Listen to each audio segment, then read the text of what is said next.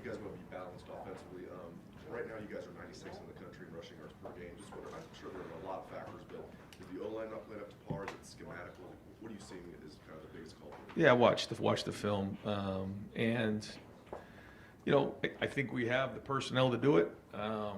You know, when you look at some of the plays that we ran, I think there was probably one play that schematically I felt like we were going uphill. I think for the most part, you know, the schemes we ran, there was really pretty good looks. Now there was an extra guy there, a lot, especially when we had two tight ends in the game, and that opened up some things in the pass game, which was good. But we just got to execute it better. You know, we got to coach it better. That starts with me, and you know, we got to, you know, figure out a way whether, you know, we're doing too much, too little, whatever that is. But I felt like the scheme and what we were doing was very sound, and I think we have the right guys.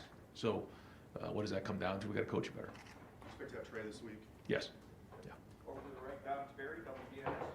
Coach, since 2000, the Buckeyes are 3-5 at Ross Age. Jeez. Anything you can put a finger on why over there? No, I can't. But I know it's been a difficult place to play for sure, and this team's no different. They're very well coached. They have good players, and I know they'll have a great atmosphere there. So, you know, we're into October now, middle of the season, playing on the road in the Big Ten, and you know, all these games are critical and difficult. So, we got to have a great week of preparation, and you know, this is about what we expect this time of year. Knowing that the history and anything, do you do anything different this week to make sure? No, we're still growing. We're working. We're a work in progress in all areas. We got to keep building, so we're nowhere we need to be, and that's okay. But we gotta be hungry this week, and we gotta have urgency, and we gotta fight to get better. And you know, and our guys feel that. You know, you can see that. There's some things we did well on Saturday, but things we got to get better at, and so, you know, Purdue is just next on the list. Third row right, Dylan Davis, Delaware Gazette. When you have a young quarterback that you're trying to kind of just bring along week after week, how do you balance introducing new things to him? Is it a thing where you just want to see him do the things that you're asking him well, but also like trying to introduce new concepts? I guess where's he at on that? Have you been introducing new things to him week after week? I think it depends on who you're playing. It depends if there are things that you've done in the past that fit, then certainly you want to do that. If there's things schematically that, based on the team you're playing, you may need to adjust a little bit and put on the field. I think that's kind of the art of trying to figure out how to put your team in best position to be successful. But now that we're, you know, 5 games in, there's at least a body of work, and there's, you know, the plays we practice, the plays we run in games, and then every week you'll have some new wrinkles. Are you reaching a point where maybe you need to add more of him, just maybe to help alleviate some of those concerns in the run game and maybe loosen up the box a little bit? Yeah, possibly. Yeah, I mean, we're looking at everything right now for sure, and yeah, I mean, the quarterback and everybody's got to do their part. Everybody, and the quarterback's one of them. Third row left, Andy Anders, 11 Warriors. Yeah, so a lot of 2 tight end personnel. It seemed like even more than you guys have used all season. Was that matchup based, or was that maybe an increased confidence in G in his blocking ability? A little bit of both. Yeah, I thought, you know, he's practiced well when he deserves to get on the field, and it certainly did allow us an opportunity to be explosive in the pass game. You can see that, you know, there was some really big plays out there, and that was good. So, you know, when you have 3 surfaces on both sides or a 4-man surface, you know, there's just different wrinkles for the defense to have to deal with, and you know, the goal is to you know, score as many points as possible and move the ball. But you know, there's certain areas obviously we need to get better at, but we'll keep looking at different personnel groupings to put as much stress as we can on the defense. Far left, Joe Nugent, WCMH. With the slow starts, is part of the challenge identifying why it is happening? And you can obviously attack from there. I mean, I think in particular on Saturday, you know, we missed a couple of things early on, and then we had the botched snap. So I think it just kind of culminated there. I don't think the defense was slow. I think that the first throw and catch was unbelievable. You know, Davison was right there. You know, quarterback threw it on time, and it was well executed and put the defense in a tough spot. So I think the defense was ready to roll. And you know, we found our rhythm a little bit later on in the game for the offense, but I think, you know, just a combination of that with the botch snap certainly didn't start the way we wanted to. So we got to figure out a way to do a little better of that on offense so we can get a rhythm going for the whole team. But that comes with preparation and putting it on the field, and we'll try to do it as coaches, try to get the guys in the right plays early on to help with that. But they also have to take some ownership of it. Deep center field, Jeremy Birmingham, the podcast. Brian, there's been a lot of conversation with Jim Knowles and how the defense has recalibrated itself and changed some philosophies. Has there been anything offensively that you felt you've changed heading into this year? And if not, is there something holistically that you think maybe you need to change on offense? No. I mean, I don't think philosophically we've changed anything. We know that some of the teams that have slowed down, that has changed a little bit in terms of how we've approached our game planning. But other than that, no. I mean, you try to find the right things that fit the guys that you have at the time, knowing that, especially when you get in November or October and November, you're gonna need some bad weather days. You have to be able to run the football. You got to be able to run the ball in the red zone. You got to be able to convert on short yardage, all those types of things. So that has to be part of your game, and that hasn't really changed. We're going to continue to work towards that, but also be explosive as we possibly can on offense.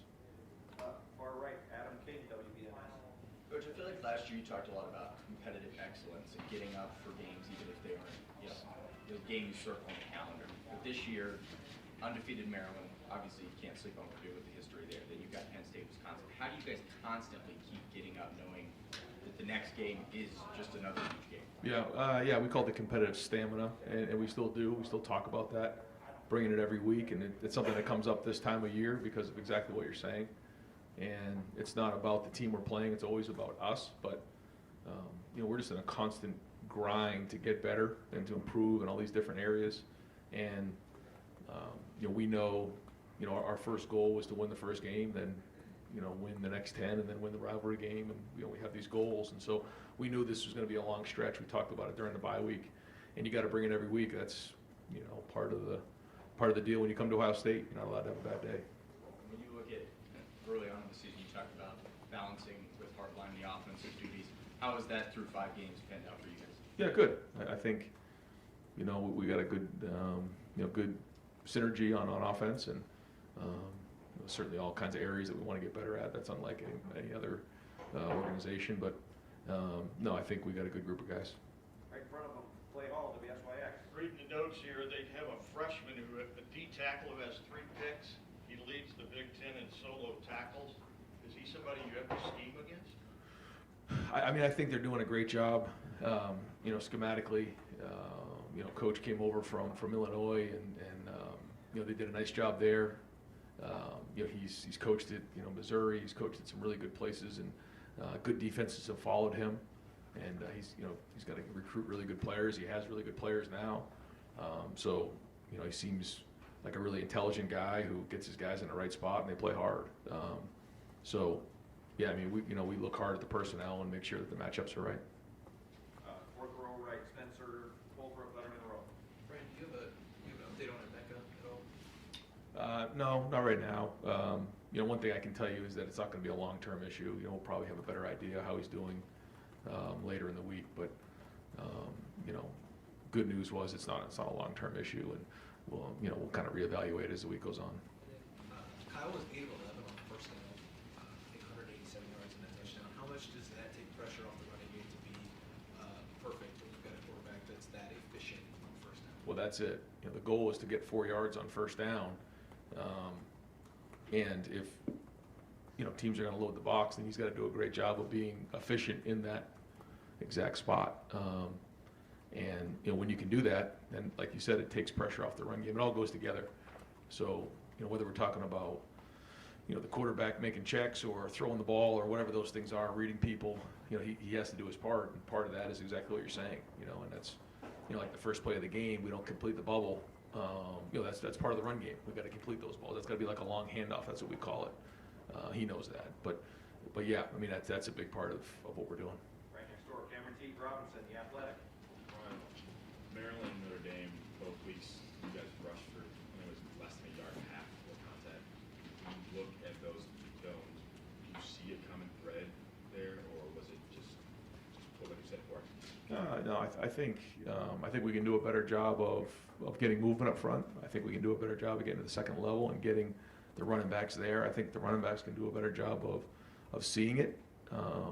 So, it's a little bit here, a little bit there. And I'm not just going to sit here and tell you it's one or two things.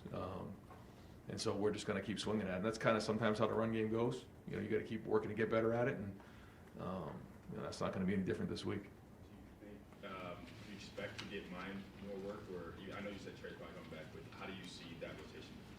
Well, again, we'll see as the week goes on, how that shakes. But I thought he ran hard when he had his opportunity in the game on Saturday. Bill Landis, the podcast.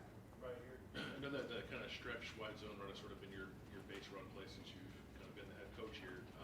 Especially last week, it just didn't seem like it was getting blocked very well. And I'm just wondering, what is the conversation with the staff like, in terms of what you want to do, like to do, and what your line can do?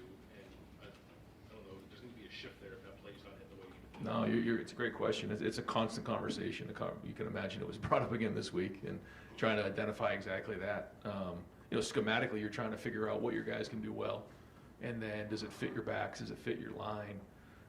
Does it fit your quarterback? Trying to find the right angles. And the one thing about the stretch play is it gets people out in space. It's not just a bunch of guys in a small area. And when you're in the pistol, you don't give away, running one way or another. You can get downhill. There's a lot of positives to it, but you're right. I mean, we're looking at all those things and trying to make sure that we can find the right mixture for these guys. Last year, it seemed like Dallin was able to give you guys a real spark when you needed it from the running back position. I mean, he's just not played a whole lot. I know it's hard to get everyone a touch, especially when your room's fully healthy. But like last week when you don't have Trey, did you give any consideration to playing Dallin more? And I guess why has he not been so much part of that? Yeah, we talked about it in the preseason going into the season, and what we didn't want to do is put down in a situation where with three running backs, we were going to use up a year of eligibility for him. Now he's ready to go, he's practicing, and if appropriate, we'll put him in the game. But we also don't want to have him play in 5 or 6 games without getting a bunch of work in. We just don't think that's the right thing to do for Dallin. But Dallin's ready to go. Dallin was great about it. And if it's appropriate, he will go in because he still has 4 games to play, and then we wouldn't burn a whole year of eligibility with Dallin as we look into the future, because we do think he's great. I think he's a really good player. We have 3 guys already there, so that's kind of the conversation that we had. And he was great. He's working hard, and yeah, we'll definitely consider that as we move forward. Tony Gervin, Buckeye Huddle. Ryan, recruiting. While you've got all of this stuff going on and your mid-season and everything, are you still able to separate yourself when you get a commitment from a kid who has wanted to be a Buckeye his entire life? When you get that call, what's that like for you? No, it's exciting. It's great. Like you said, it's our focus right now is so much about the season, and you have to compartmentalize yourself a little bit, which is hard for me to do during the season, especially on game day when recruits are here. But they're coming to visit for a different reason. They're coming to see the game, and they know that. But yeah, great. When you kind of get that kind of information, and that's part of what we're trying to do. We're trying to show how we develop players, show progress on offense, defense, special team, so that we can recruit better and better players. And then, what's it like just being able to provide that kind of opportunity? Yeah, I usually don't think about it this time of year, but I mean that's really what we're doing. Is we're making an impact on young people. We're giving young people an opportunity, and when people come in, they have an idea of how it's going to go, and it doesn't always exactly go that way. But just think about some of the things that have happened even just in the last few years with some of our guys, and the opportunity to be a Buckeye and have an impact on other people in the community has been tremendous. Whether it's on the field, off the field, that's what this is all about. And so yeah, sometimes you have to stop, take a deep breath, and realize that. And that's when you bring somebody into the fold like that, you're starting somebody's new story at Ohio State. And one thing I tell the recruits all the time: there's nothing that can't be done here. I mean, the sky's the limit at Ohio State. Right next door, Pat Murphy, 24/7 Sports. After the game, you talked about the poise of your team and how you like that. Does that come top down with captains, leaders, kind of the way that those guys handle themselves? Yeah. Yep. you know, we do have good leadership. We have several guys in the team that have embraced that role, and when challenged, they've responded well to that. You know, whether it's guys who like to speak up or guys that maybe haven't spoken up in the past, they bring a calming presence to the team, which is important, especially when guys have been in these types of situations before. It's not all new, and again, I think that that's going to pay off here, you know, the next couple months. Did you notice that Notre Dame, was it before the season? I mean, when does that kind of come into your mind? Is, okay, this is something this team can lean on a little bit? I think you just see the personalities of the guys on the team, and you see that they played in games before, and there's a level of maturity that they handle themselves with and communicate with that leads you to believe they're going to be able to handle different scenarios and game situations. Dan Hope, 11 Warriors. Ryan, Cade is playing a bigger role than we've seen from a tight end here in a long time in the passing game. Just what do you think he's done that's enabled him to be such a big part of the passing game this year? Well, the first is he takes a lot of snaps. He does a lot of the dirty work. He blocks, and because of that, he creates pass and run conflicts. And you know, that isn't always the case when you're with 3 receivers in the game. When you start to get into 2 tight ends, you know, we don't really run as many 3 tight ends. But in those type of personnel groupings, you can create a lot of pass and run conflicts on linebackers, on safeties. And I think that's what you're seeing with Cade. Now, he's also run some really nice routes out in the open, you know, just drop back pass. But I think you're seeing some of the play action open up because of, you know, some of his dirty work. You mentioned his route running. How much growth have you seen from him in that area compared to where he was a year or 2 ago? Yeah, I think he's playing faster. When, I said this before, when you're a tight end, you have to block like an old lineman, run like a receiver, and protect like a running back. And it isn't, at first you have to find someone that can do it. Second, you have to find someone that can handle it mentally. And third, you have to find someone that can sustain it. You know, I got to go block a defensive end. I got to block a defensive end, and then I got to get open against a defensive back down the field. And then I got to do it all over again for 60, 70 plays.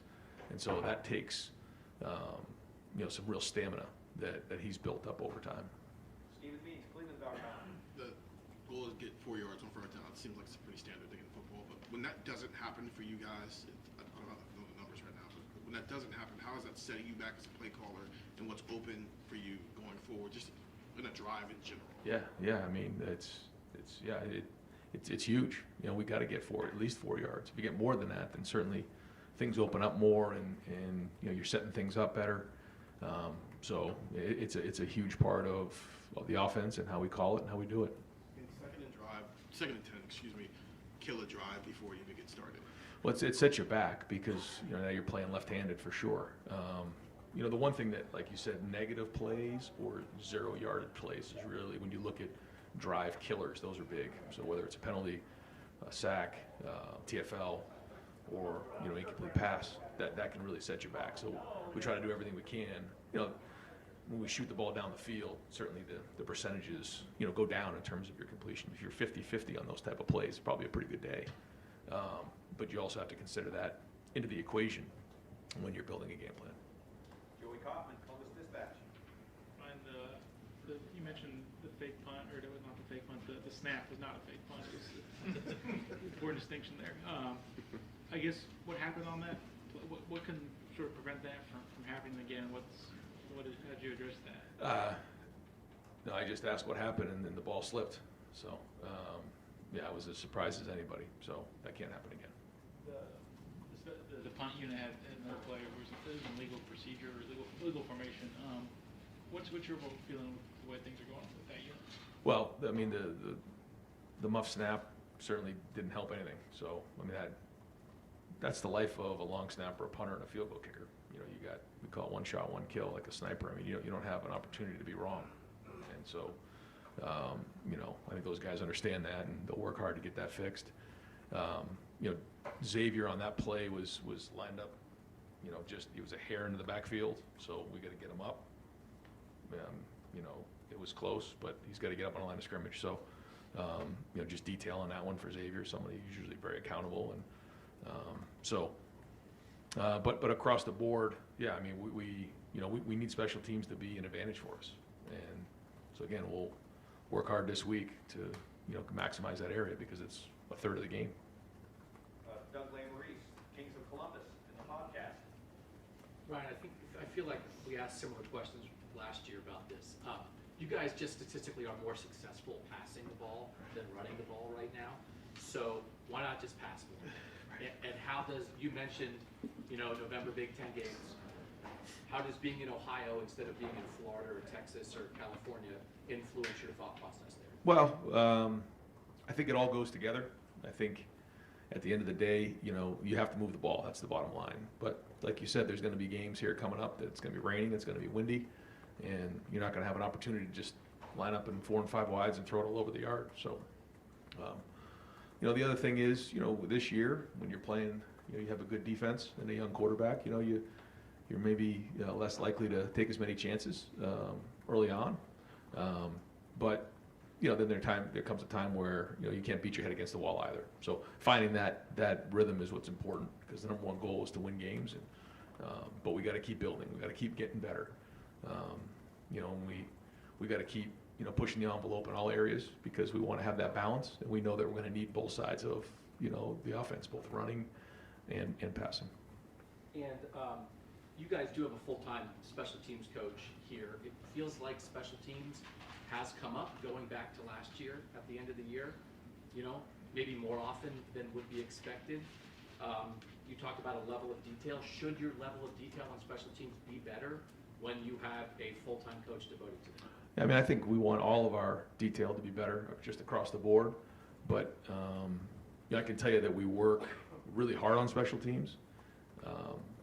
You know, I think that the coaching detail is there. I think we just need to hold each other accountable, and you know, again, it starts with me. So I got to help coach it better, and you know, hold the coaches accountable and the players accountable to play at a high level. And you know, because we want it to be a weapon for us. You know, we want it to be an area that you know, we're winning on. And you know, there's been some good things, and you know, just like offense and defense, there's areas we got to get better at. Fourth row right, Andy Backstrom, Letterman Row.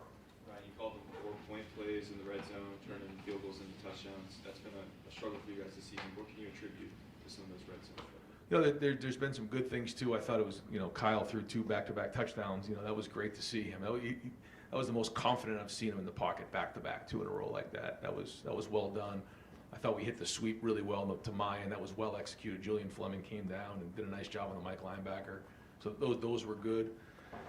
You know, when I look at that, the one drive there, you know, we called the screen there. We knew we were getting zero coverage, and you know, the 3 technique or 4-eye didn't quite rush the way we thought he would, and he ended up right in the passing lane. And so Kyle did a nice job of ditching the ball, even though he got an intentional grounding. He didn't put the ball in harm's way. So that one hurt us. And then we went down on the next drive, called the play action pass. The safety didn't come down the way that maybe we thought he would have after we ran the other play. And Kyle did a good job of throwing that away. We didn't get what we wanted on the power play. You know, just didn't get enough movement up front. Didn't quite hit it the maybe we wanted to hit it, to at least create a situation where it could have been a 2-down situation. And then we tried the throwback to Cade and got too much penetration up front. So, you know, I can kind of go through every play and recognize the areas, but it comes down to execution at the end of the day. Austin Ward, the podcast. Brian, did you have to run on Sunday? Oh, yeah. I'm not trying to get you fined, but it feels like you've been getting a number of apologies from the Big Ten or post-game explanations. What is your involvement in trying to get that clarity afterwards? What is your level of frustration with the way it's seemingly happening every single week? Yeah, like you said, it's hard for me to say much. But I can just tell you this, that, you know, it's my job to advocate for the players and compete. I mean, there's so much on the line every single Saturday. And so you got my word. I'm going to, you know, go as hard as I possibly can to defend our players, to make sure that, you know, they have the best environment to be successful. That's the best way I can put it. What do you do with apology letters? Frame those? You mean a lot to you. No comment. I wish I could say. Nathan Baird, Cleveland.com. When you position all season. When you have one that's a little bit farther behind right now, can you afford to alter things in practice to account for that? Yeah. To bring that group along? Like, how do you do that, and what does it cost you to do? No, I think that's exactly right. I think you got to figure out, okay, what are the areas that we're maybe coming up short in? Now, this is just with everybody, but, you know, just like anybody else in any other line of work, I'm sure, is, you know, if there's areas you got to improve on, we got to look at everything. Got to look at, you know, what we're doing, how we're doing it, how we're preparing, how we're practicing it, how we're calling it. I mean, every part of it, and you know that's going on. You said you think you have the personnel right now, but coming into the season, there was a lot of talk about how Luke was looking early on, how Omega had come on, Tegra Shabola. So is there still a gap between where those guys are at and where your 5 starters are at? I think so. Yeah. When we looked hard at it, I just don't see any of those guys right now pushing. I'd like to see that, but don't see them like pushing on the door enough to say, you know, someone deserves 20, 30 snaps in a game just yet. But you know, there's still a lot of football left to play, and you know, it's, you know, feel free to make a push. You know, we want that in practice. Right behind him, Jeff Gilbert, press pros. Excuse me, back to the run game thing still, the line, the personality that teams have, this group as a line, what's their personality and how does it need to evolve to be what you want it to be? Yeah, I think when I always say execution fuels emotion, I think when we are executing, you see that emotion come into play, and I think that's a huge part of it. So, you know, I don't think they're not playing hard. I don't see that part of it. I think they're working to play hard. They're working to play physical, and there's certain areas like hand placement, pad level, you know, identification of things that we can all improve on. But you know, it's not just the offensive line either. You know, I think the running backs have to take some responsibility. You know, the quarterback's got to take some responsibility. The wide receivers, the tight end. I mean, everyone's got to do their part here. So you know, we're all looking at it and pushing to make it better.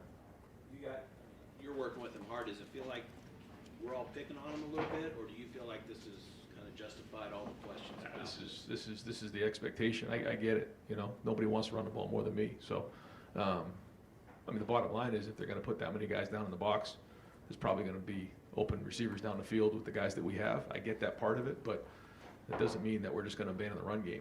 I've been down that road before, you know, and throwing for 450 yards in a game is great, but you know, it's going to catch up with you later in the season if you can't figure out how to run the ball. And I've learned my lesson on that, and so we're just going to keep pushing as hard as we can to make sure that we have the balance we need to win the games we need. You know, I think that's the best you can do as a coach, but we're also got to win the games and whatever that takes.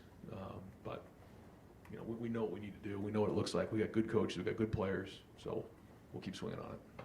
Far left, Justin Bulbrock, WCMH. Going back to opportunity, just for you personally, what is it like to see guys that you said everybody's path looks different and it takes guys longer and they don't expect maybe where they're going to end up, or for a guy like Josh to have a game like he did, or Chip 2 games ago? Just for you, what's it like to see them stick with it and have that come to fruition? Well, we're only 5 games in, but yeah, you're right. I mean, that's a guy who's been through a lot. You know, you think of Lathan and Josh both, you know, broken legs and injuries and different things they've been through. But that's what makes life great. I mean, you know, we all go through adversity in our life, and if you haven't, it's coming around the corner. And so that's what, you know, shapes your character and who you are. And that's the rewarding part of coaching, is to help young men work through that adversity, whether it's losing somebody in their life, injuries, struggling to get on the field, bad games, whatever those, they're struggling in academically, socially, mentally, physically, whatever the things are. We've had all the above here. You know, that's, as a position coach, you know, I don't get that as much anymore, but as a head coach overseeing it all, you know, that's why you coach. You know, you didn't get into coach to do anything other than have an impact on people, and that is the rewarding part of it. Now, you know, you have to win every game. If you don't win every game at Ohio State, they're going to find another coach. So that's part of the job, but that's not the reason why you coach. The reason you coach is to have an impact on people, and you know, our coaching staff believes in that. When did you start to see that level of consistency that he can be trusted to do that and perform every single game? Well, I think it's been a long road for Josh. It has. There's been a lot of ups and downs, and he's stuck through it. He's persevered. He's come out the back end, and now he's the best version of himself. Now, it's, you know, it's week to week, but you're seeing what he's capable of, and so now he's got to continue to do it over time. Bill Rabinowitz, Columbus Dispatch. I know in Ohio State, the expectation is you reload and not rebuild. But the fact is that you did lose 3 NFL players on that line, including a high first-round pick. Is it just possible that this talent on the line is just not quite what you want it to be right now? I think that's hard for me to say because, I believe in our guys, and I think, they're plenty good enough to go win every game. So, I tell you if I didn't think so. And so then what we're going to do is just continue to grow to get better. I mean, there was a point where, Paris Johnson wasn't quite where he needed to be. He was in his sophomore year, he was at right guard, and then he moved over to tackle, and then as the season went on, he got better and better. So we're going to keep pushing these guys to get better and better because, like you said, the expectation is so high. Actually, I'll let you know. Okay, we'll wrap things up with Tim May on 3, let him in the row. Yeah, just 3 quickies. I was going to ask a smart leg, but I'm not. But on the Xavier Johnson illegal motion penalty, what's the coaching point there, or was it? Yeah, the penalty was called because he was going towards the line of scrimmage to gain an advantage. So we can't be going towards the line of scrimmage when we go into motion. So he was. I mean, when you watched the video, that was correct. That was what it was called. Yeah, That's what it was called. As you sit here right now, sort of dovetailing off all the questions about the offensive line, are you sitting here right now? Are you disappointed in the progress thus far? What word would you use to describe that? Is it just guys slow in recognition of what's going on in a particular play? Because I would think you have answers for almost anything a defense does throw at you in some form or fashion. Just what word would you use, I guess? I think if we were talking about a particular play, we could probably watch the film and I could tell you on each play what needs to get better. And again, when you look at it and you say, it's personnel, it's coaching, or it's scheme, I mean, I'm very, very critical of that. There were a couple plays that we probably could have called in a different, and so that got us off schedule. But for the majority of them, I thought they were decent. I thought the angles and the leverage was decent on the plays. And then, look at the personnel. Like, were we just getting flat out beat? I think we can do a better job with our hands. Yes. We need to do a better job with our pad level. Yes. But then just, between the line and the running back and just the overall execution, it wasn't there. So, I don't know if I have a word other than we're just going to keep swinging on this thing. And, it's one of those things where if you can solve it, it's going to be rewarding because, we're working so hard at it. But everybody's got to take responsibility. Yeah, the reason I ask that is there is no simple answer to a question like that at this point. And then number 2, as you sit here right now, I know it's not on wood time and all this kind of stuff. How would you describe your please, are you pleased, whatever, what word would you use to describe where your defense is right now compared to the way it left last year? I mean, is it remarkably improved? How would you describe it? Because you watched the video. Yeah, I think it's hard to tell right now where we're at, but you're seeing some good play. You're seeing more experienced play. You're seeing guys who are able to take meetings to the field. They're able to get in and out of defenses pretty quickly. They're able to react faster. And probably the word that I like to use better is anticipation. They're able to anticipate things as opposed to reacting. We all know what that looks like. It's kind of hard to quite verbalize other than that. But you know when you see it. They're playing faster. They're seeing it. They're communicating well. But the challenge is going to be, can you bring it every week? Ultimately, you won't know the answer to that until the end of the season. So we got to do that again here at noon on Saturday. Toward that end, what does Purdue offer? What does Purdue offer from a challenge standpoint for this defense from what you've seen? Yeah, the quarterback's good. He's got a strong arm. He can run around, make plays.